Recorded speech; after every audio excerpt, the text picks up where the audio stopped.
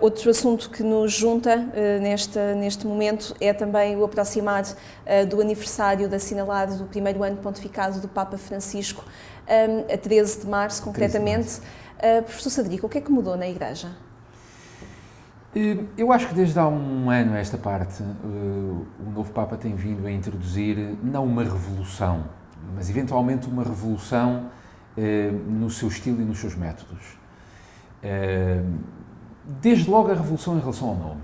Quer dizer, ele escolhe um nome que para a Igreja tem obviamente uma história muito forte, e desde pequenos sinais como não habitar a casa onde normalmente os Papas vivem em Roma, preferir a casa de Santa Marta, não querer anel em ouro, quer dizer, e a maneira como nós vemos o Santo Padre conviver diretamente com as pessoas, parece-me um estilo que arejou a Cúria, arejou a própria Igreja e dá o exemplo de uma tentativa de aproximação às pessoas que o seu antecessor, o Papa Josef Ratzinger, não teria tanto.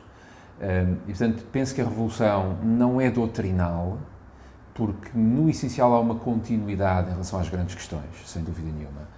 Aliás, aquela questão de saber se os Papas são liberais, conservadores ou não, quer dizer, é um vocabulário político que à Igreja penso que não se aplica numa instituição que tem 2000 anos.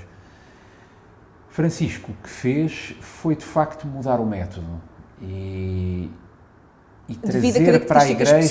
trazer para a Igreja se calhar uma visão global, como ele próprio disse em São Pedro quando foi eleito. Ele veio do fim do mundo e, portanto, é o primeiro Papa jesuíta, o primeiro Papa não europeu desde o século VIII, o primeiro Papa da América e da América Latina, que é uma zona onde a Igreja, contrariamente ao que se passa na Europa, onde a Igreja tem tido uma expansão muito forte.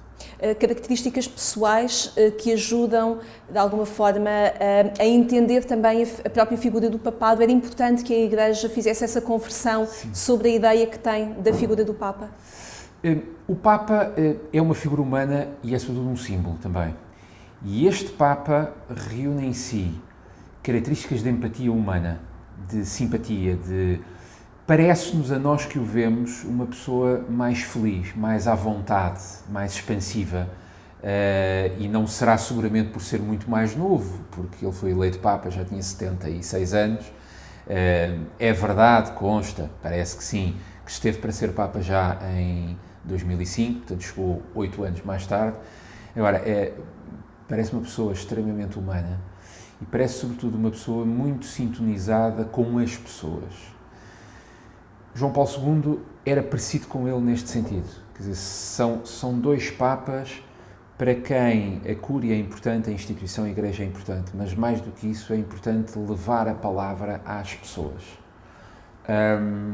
Ratzinger fazia um bocadinho o contraste, sendo mais académico, sendo um pensador.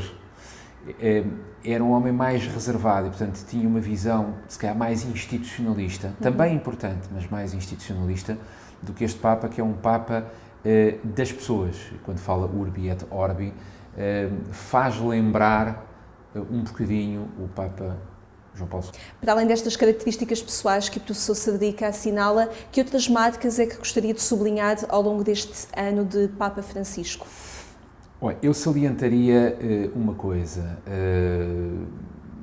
Foi um Papa que fez um discurso na ida dele a Lampedusa, à ilha, muito importante do ponto de vista simbólico e político. Ou seja, ele aproveitou uma questão que é, ao fim e ao cabo, uma chaga na Europa. A política que a Europa tem em relação a quem do Norte da África entra na Europa.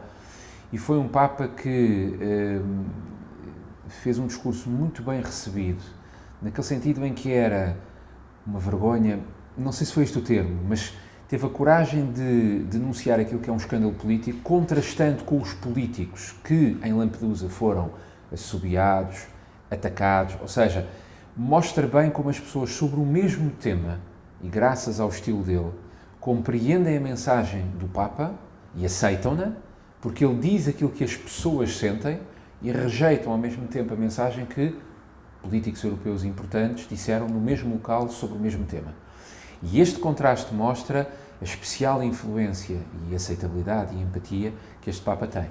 É certo que ele exerce funções apenas há um ano. Seguramente ainda vai ter muitos mais anos. E, portanto, qualquer balanço, um balanço ainda muito curto... Mas o que é que se pode antever a partir daí? Pode-se antever um Papa que ainda não escreveu muito, é verdade, já tem um ou outro texto importante, mas acho que ainda vai fazer mais obra. Não me atrevo a interpretar como é que ele vê a Cúria, como é que vê a Igreja, mas parece-me que se deu a si próprio talvez um ano ou dois para fazer aquele cargo, para se ambientar ao cargo, e depois então começará a deixar o seu lastro doutrinal, ideológico também, no bom sentido.